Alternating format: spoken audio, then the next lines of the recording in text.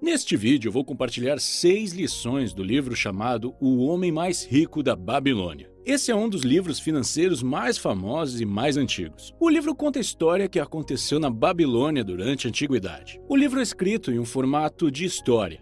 Basicamente, um jovem pede a um homem rico para ser seu mentor, e o mentor rico lentamente ensina as regras para a riqueza. A maioria das ideias do livro parece ser de senso comum, mas isso não significa que também são práticas comuns. Primeira lição: pague a si mesmo primeiro.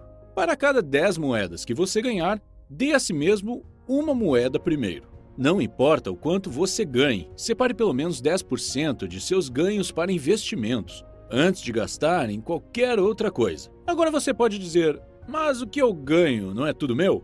Bem, infelizmente não. O governo pega a sua parte primeiro e depois você paga o aluguel, seguro e etc. No livro há uma analogia entre despesas e escravidão. Esta é uma forma muito poderosa de ver cada despesa, como você sendo um escravo de outra pessoa. Se eu ganhar R$3.000 por mês e pagar R$1.000 de aluguel, isso significa que 10 dias eu sou escravo do meu senhorio, 2 dias da minha seguradora, 1 dia do meu provedor de internet e etc. E é assim que a maioria de nós acaba pagando todos os outros, mas não a nós mesmos. Agora, um grupo de pessoas assistindo um vídeo vai dizer que 10% é muito para guardar para investir. Se você estiver neste grupo, então imagine o seguinte cenário. Digamos que você vai trabalhar amanhã e seu chefe diz que a empresa está em uma situação bem ruim e ele tem que demiti-lo, ou você tem que concordar em trabalhar com 10% a menos do salário. Eu acredito que você ficará muito irritado, você reclamará um pouco, mas você não vai largar seu emprego. Após um tempo, você se ajustará à nova situação e nem sentirá diferença na sua qualidade de vida. Eu, pessoalmente, acho que você não tem que começar com 10%. Você pode começar com 3% ou 5%. O importante é começar com uma quantia para que você comece a treinar seus músculos de economia. Outra analogia poderosa é ver cada real que você economiza e investi-lo como um novo soldado para adicionar a seu exército, que irá lutar dia e noite incansavelmente para capturar outro soldado para trabalhar para você. E esse novo soldado capturado também irá lutar para capturar outro soldado. Este processo continuará para sempre. Mas se você começar a gastar, você estará matando seus próprios soldados. Agora eu gostaria de dar a minha opinião sobre esta lição, porque ela é a ideia central deste livro. Muitas pessoas que leem o livro começam economizando 10% e investindo a longo prazo, e dependem dessa estratégia para ficarem ricas. Eu fiz a mesma coisa, mas depois eu parei, e o motivo é o seguinte. Quando você investe em juros compostos a longo prazo, isso exige muito tempo para ver resultados e a maioria dos resultados chega no estágio final de sua vida, quando você já está velho. Por exemplo, se você investir 100 mil com 10% por 40 anos, seus ganhos finais serão de 4,2 milhões, o que é ótimo. Mas o que a maioria das pessoas não percebe é que após 30 anos, seus ganhos são de apenas 1,7 milhões. Após 20 anos, são de 672 mil. Se tudo correr bem, sim, você pode ganhar muito dinheiro dependendo dos juros compostos e investindo a longo prazo. Mas aqui está a grande pergunta. Você realmente quer ficar rico quando tiver 65 anos? Você quer dirigir o carro dos seus sonhos quando tiver 65 anos? Eu não sei quanto a você, mas eu não quero isso. Eu quero apreciar a vida enquanto sou jovem, enquanto ainda há energia em mim. Eu não estou dizendo que economizar 10% e investir a longo prazo não funciona. Não, isso funciona. E para muitas pessoas é uma ótima forma, mas se você é jovem e quiser ficar rico enquanto é jovem, então economizar 10% e investir a longo prazo pode não ser uma boa maneira de fazer isso. Este é o motivo pelo qual eu parei de investir a longo prazo e comecei a colocar minhas economias de 10% em oportunidades de negócio. E o livro que me fez mudar essa ideia se chama The Millionaire Fast Lane, que vou resumir em breve neste canal. Se você quiser receber as notificações, não se esqueça de se inscrever e ligar as notificações para ficar informado quando eu enviar um vídeo. Lição número 2. Siga conselhos apenas de pessoas habilidosas no campo. O livro ilustra isso com uma história do personagem principal investindo seu dinheiro com negociantes de joias estrangeiros que prometiam trazer joias raras por um preço baixo. Ele foi enganado e recebeu joias falsas. Se você me perguntar, eu diria que não é suficiente depender dos especialistas. Você tem que entender a indústria e fazer sua própria pesquisa antes de encontrar um especialista. Minha experiência me ensinou 3 grandes lições sobre os especialistas, principalmente no campo financeiro. Primeiro, especialistas são as pessoas contratadas pela empresa e que são pagas pelas empresas. Então, quais interesses eles vão vender? Os meus ou os das empresas que pagam os seus salários? Então, eu geralmente sou cético com o que eles me oferecem, porque o que eles me oferecem geralmente é de maior interesse para a empresa e não para mim. Segundo, sempre que alguns especialistas me dizem que este é o melhor produto para investir, eu sempre pergunto se ele investe pessoalmente nele, se esta é uma oportunidade tão boa. Na maioria das vezes, o que eu descubro é que ele está tentando vender algo que ele mesmo não quer. As melhores oportunidades de investimento não requerem anúncios em um panfleto. Na verdade, as melhores oportunidades de investimento nem deixam o escritório. Elas são consumidas imediatamente. Quando uma empresa imobiliária ou seu funcionário encontra a melhor propriedade, ele não sai anunciando no website. Se ele puder, ele compra para si mesmo, ou garante que ela seja comprada internamente por sua empresa ou por seus colegas. Minha terceira lição com os especialistas se trata das taxas. Taxas são as assassinas de seus ganhos, principalmente a longo prazo. Porém, na maioria das vezes, as taxas são induzidas como algo pequeno. Elas geralmente dizem, é apenas uma taxa de 1%, não é muito, não é grande coisa. Mas deixe-me dar um exemplo e você verá como uma taxa de 1% faz uma diferença enorme a longo prazo.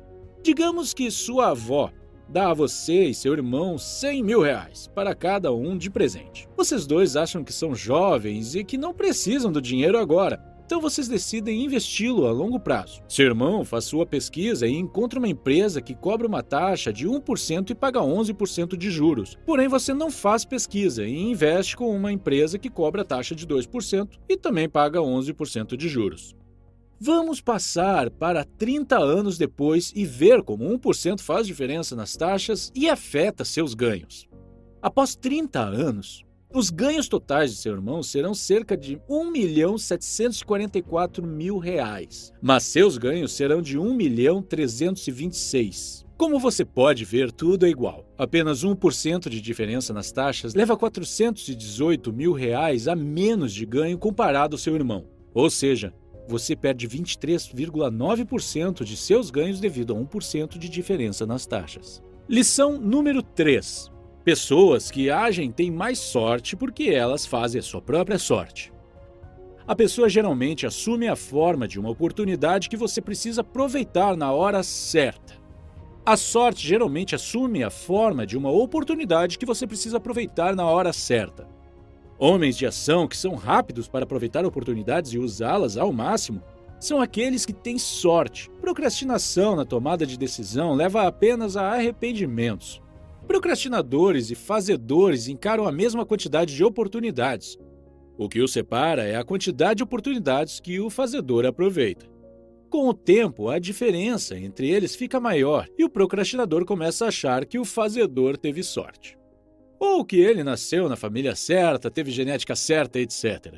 Semanas atrás, eu estava conversando com um amigo e nós começamos a falar sobre um livro chamado Pense e Enriqueça. Ele me disse que viu muitas pessoas comprando e lendo o livro, mas que ele nunca viu ninguém realmente enriquecer. Ele estava tentando provar que as ideias nesse livro não funcionam e eu discordo. Eu acredito firmemente que as pessoas não enriquecem porque elas não entram em ação. Elas leem o livro, começam a dizer algumas afirmações, definir objetivos, visualizar e isso é tudo o que elas fazem. Elas não entram em ação. Elas querem ganhar $1 milhão na loteria, mas elas nem entram em ação para comprar um bilhete de loteria. Agora, eu não estou recomendando comprar um bilhete de loteria para ficar rico. Na verdade, eu nunca comprei um bilhete de loteria na minha vida. Mas mesmo se o seu objetivo for ganhar na loteria, isso requer uma ação, que é comprar o bilhete. Muitas pessoas acreditam que se elas visualizarem constantemente e viverem uma vida rica, de alguma forma o dinheiro aparecerá magicamente em sua porta. E quando isso não acontece, elas dizem que pense em riqueza é um lixo. Se você quiser ter sorte, se você quiser ser rico, entre em ação. Lição número 4. Não deseje uma grande soma de dinheiro. Trabalhe para conseguir um fluxo constante de dinheiro. Muitas pessoas desejam herdar dinheiro ou ganhar na loteria, mas qualquer soma de dinheiro que você vai ganhar eventualmente chegará a zero. e você ficará falido de novo. Muitas pessoas que recebem uma grande soma em dinheiro gastam toda a quantia dentro de um ano. Você provavelmente já viu pessoas que entraram em uma dieta rígida e perderam muitos quilos em pouco tempo. Mas após um tempo, elas voltam à forma e dietas anteriores, porque elas não desenvolveram o sistema de hábitos necessários. A parte mais louca é que geralmente as pessoas que recebem uma riqueza repentina não ficam melhores do que quando começaram. Seu estilo, padrão de vida e tudo mais é surpreendentemente igual. Enriquecer é uma forma de aprender a andar de bicicleta. Após você aprender, você nunca esquece e ninguém pode tirar isso de você. Mesmo após muitos anos, você ainda pode pedalar. Alguns dias atrás eu estava ouvindo um CEO que disse: "Você pode tirar tudo que nós temos agora e nos deixar sem nada, no meio do nada, e nós voltaremos ao mesmo lugar após pouco tempo." Eu realmente adorei a sua atitude. E eu acho que isso explica bem a principal mensagem desta lição. Lição número 5. Invista em sua habilidade de ganhar mais. O que isso realmente significa? Isso significa que você deve gastar seu tempo para melhorar suas habilidades, conhecimento e capacidade para ganhar mais dinheiro. Esta é uma das regras de ouro que é constantemente menosprezada. A maioria das pessoas para de aprender após terminar a escola. Outras aprendem a vida toda. Até elas morrerem aos 90 anos, elas continuam aprendendo e melhorando. Isso fornece a elas uma grande vantagem com o tempo. Quando o trabalhador comum vai para casa depois do trabalho assistir TV, ele não faz nada para melhorar. Lição número 6. Você perderá dinheiro se você deixar a ganância obscurecer seu julgamento. Há uma diferença entre ter grandes sonhos e deixar seus sonhos e ganância influenciarem suas decisões. Depois que a ganância assume o controle, você começa a acreditar em coisas não realistas e a ignorar fatos. Você quer tanto que isso seja verdade que você para de questionar. Coisas mais loucas já foram realizadas antes. Mas isto não significa que você deve acreditar em alguém que oferece retornos mágicos. Isso é enganação. Se você estudar os investidores de sucesso como Warren Buffett, você verá que são muito conservadores com seus investimentos. Eles preferem construir lentamente, ao invés de entrar em uma oportunidade de risco. Esta foi a última lição. Se eu tivesse que resumir este livro em 2 frases, seriam estas. Primeiro, economize e invista 10% do que você ganhar com pessoas e negócios que são habilidosos em sua área, para você ganhar mais dinheiro. Segundo, pense em cada real que você ganha como um trabalhador que trabalha para você. Certifique-se de fazê-lo trabalhar para ganhar mais dinheiro, e não menos. Por fim, como leitor, eu tenho alguns comentários sobre o livro em si e o autor. A linguagem na qual este livro foi escrito às vezes o faz sentir como se estivesse lendo um antigo livro religioso. Em alguns parágrafos ele pareceu chato e difícil de entender o que o autor queria dizer. Agora, quanto ao autor, George Clason não foi uma das pessoas mais ricas de seu tempo. Então isso gera um certo ceticismo e o que faz dizer: o que é que torna acreditável para oferecer conselhos financeiros? Após pesquisar, acontece que o livro não foi realmente escrito durante a Era Antiga mostrada no livro. Na verdade, George o escreveu em 1926, alguns anos antes da Grande Depressão. Não há muita informação sobre George Clason. O que eu sei é que ele não era uma das pessoas mais ricas de seu tempo, porque empreendedores como Carnegie, Ford, Rockefeller viveram durante esses tempos. E você provavelmente sabe o quão ricos eles eram. Apesar do ceticismo, isso não significa que seus princípios estavam errados. Baseados no que eu vi, vários outros milionários e bilionários dizem coisas semelhantes sobre a criação e preservação da riqueza. Quando você está lendo um livro, é muito importante diferenciar a mensagem do mensageiro. O autor do livro é o mensageiro, e o que ele diz é a mensagem. Há vários autores que eu pessoalmente não gosto, mas eles possuem mensagens valiosas. E eu tento não misturar a mensagem e o mensageiro. Às vezes as pessoas comentam grandes negativas sobre mim, sobre o canal ou o autor, mas elas não entendem que eu sou apenas um mensageiro. É importante julgar as mensagens e o mensageiro separadamente.